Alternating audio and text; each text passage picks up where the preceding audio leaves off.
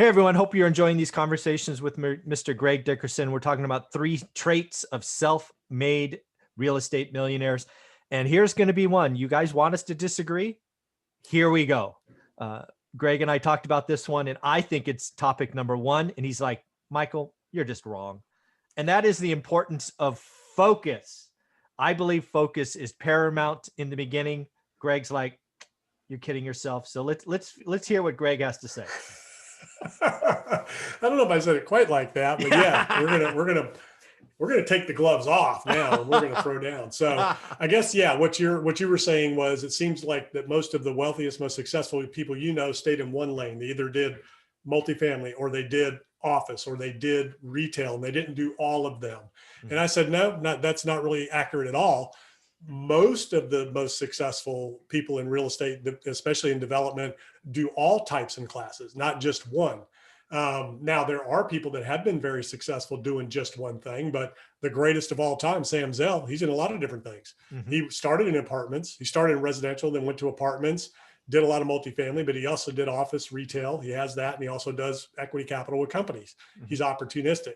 And he's, one of the most successful out there. Donald Trump, very prolific, very successful, hotels, casinos, resorts, golf courses. He's been very successful with a lot of different things. Now, you can argue that because of his bankruptcies and things like that he went through, but those were different in terms of, the success of the real estate portfolio itself. And, he's a very small player in the whole scheme of things.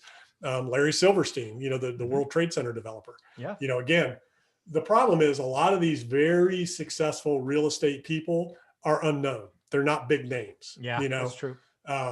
So that's the difference. So that's what you really have to go look at, is you have to go look at these different companies. SL Green, that's another company. They're office, retail, multifamily. Yeah. So there are some very successful, very sophisticated, investors and developers. And that's how I learned, because the people that I was hanging around, that I work with, they were doing all kinds of different things. And most of them started either building houses or doing remodeling, either in commercial or residential, little strip centers, things like that, maybe some storage, this, that. Then they grew and grew and grew. And, maybe at some point you find something that scales quickly, like multifamily.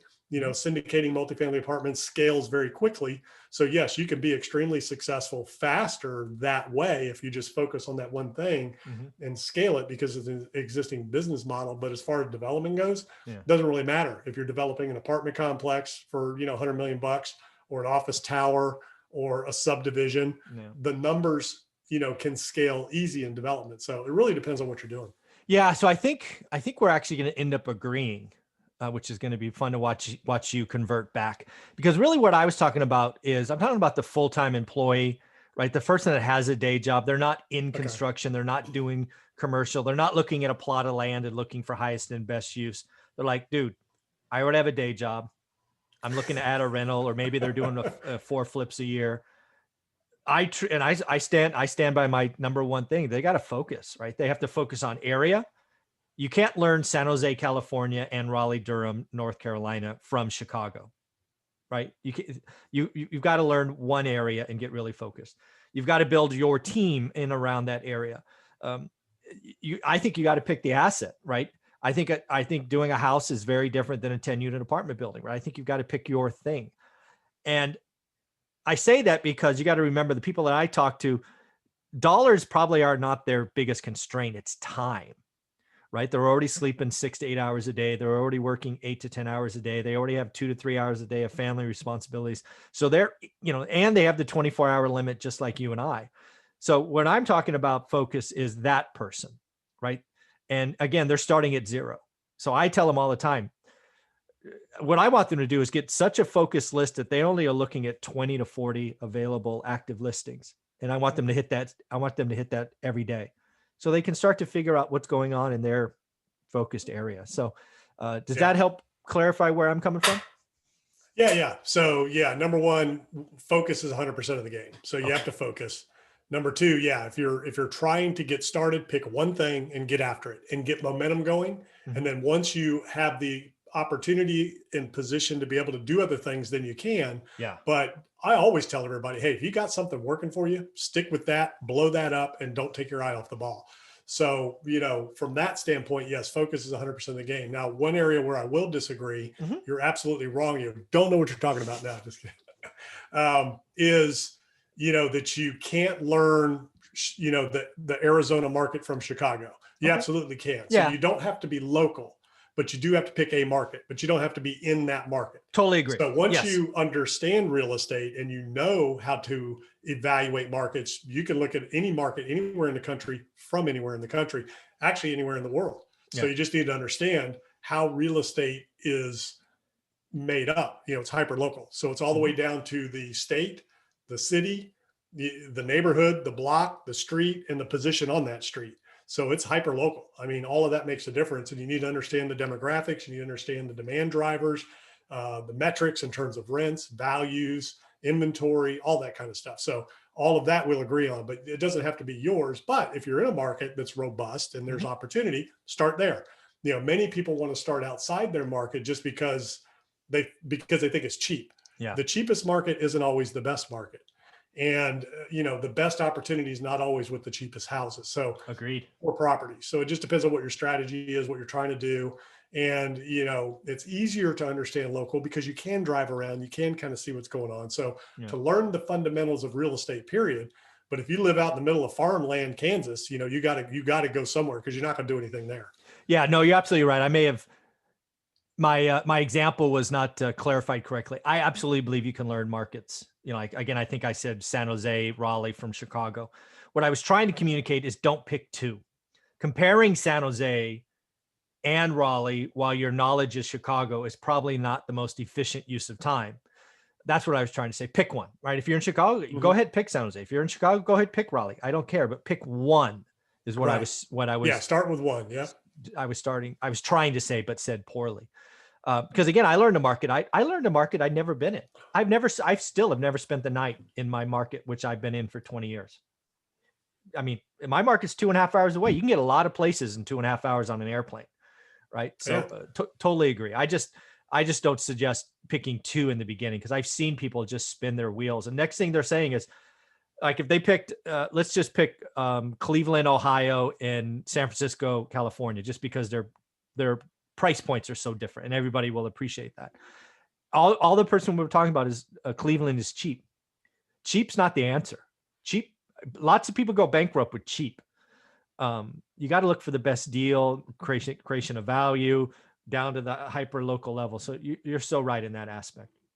Yeah. And the key is, like you said, pick a market, pick a strategy, pick a discipline, whether it's multifamily, commercial, office, storage, hospital, whatever it is, pick something in a market and go get a deal and start with one. And then momentum breeds momentum, success breeds success. How do you squash fear? By doing something, getting those little wins. Once you do that little thing, then you can do the next thing, and it just gets easier and easier and easier. You might be scared to death on that first one, but once it's done, you're like, well, that was nothing. It's just a piece of real estate, and if you start small, you don't have to start gigantic. Just start small to where if something does go wrong, it's not going to, it's not going to be the end of the world, and then work your way up. But just start with something. I started with a lot flip. I mean, I bought 2 houses that I owned that I lived in. So I had some real estate experience, but my first deal was a lot flip. And then it went from there. And then I started building little spec houses, then big spec houses, then land development. Then, so it just went on and on. And the more I did, the more comfortable I got. And then I had no fear, and I'm not afraid of anything now. I'll do whatever, and I feel like I can do anything within my, reasonable limits of what I know. And what I feel, what I know I can do. I'm not going to go play quarterback for Tampa Bay, and take Tom Somebody's Brady's got that job. I can wish that all I want, and I can be positively thinking about that all I want, and I can try to manifest that all I want. It ain't gonna happen. Ain't gonna happen. Yeah. The other thing that I've seen happen is when you, again, talking to the full-time employee who's got 7 minutes a day to make positive progress. What will happen as you do your daily executions, or you keep getting a little bit better, is the market will almost open up and start telling you a story. And then that will empower you 3, 4, 5 years down the line to recognize value, right? Again, we started with houses. The first 4 years, every house was almost the same. It was either a 3 or 4 bedroom, 2 bath, 2 car garage, 1 story house on a 1/4 acre lot. That's all I bought. That's all I knew. But as the market opened up, as that asset got expensive, we started going, okay, well, let's go small commercial. And our first commercial was a 5-unit building.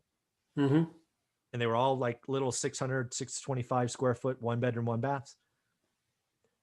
it was both the same and different, if that makes sense, right? It was still Mhm. rentals, but owning one bedroom, one bath, shared walls was a very different experience than a quarter acre house with no neighbors touching and all that. So Yeah. it's both the same and different. But then again, we grew up, right? We've done several investments or purchases over seven figures, and we never thought we would get there. But again, one market, know the market, it opened, it kind of started telling you that's expensive. Here's the value, go get it. And sometimes, we bought one, it went up, it got expensive. So we sold it and we moved stuff around. So if you do the work and you focus, too many people want to bounce around, right? I talked to them like, hey, I'm going to do Salt Lake City. I'm just making stuff up. And I talked to him in 2 weeks. It's like, Salt Lake City's expensive. I'm going to go to Austin, Texas. I'm like, dude, you've been there like 7 seconds. What are you doing? It takes you 90 days to figure out, a little area inside Salt Lake City. Stop bouncing around. Yeah. Yeah. That, the key is, yeah. And, it's really funny. A lot of that is fear for people. A lot of people will use those things to not have to do anything, and they'll talk themselves out of stuff, versus focus, get it done, make something happen. And then some people are just flat out, ADD, and they can't focus, so it really depends, or they can't make up their mind what they want to do. So, the key is just pick something, get started, go do more of it. Or people feel like, wow, is this the one thing? Is this the right thing? Should I go here? Should I go there?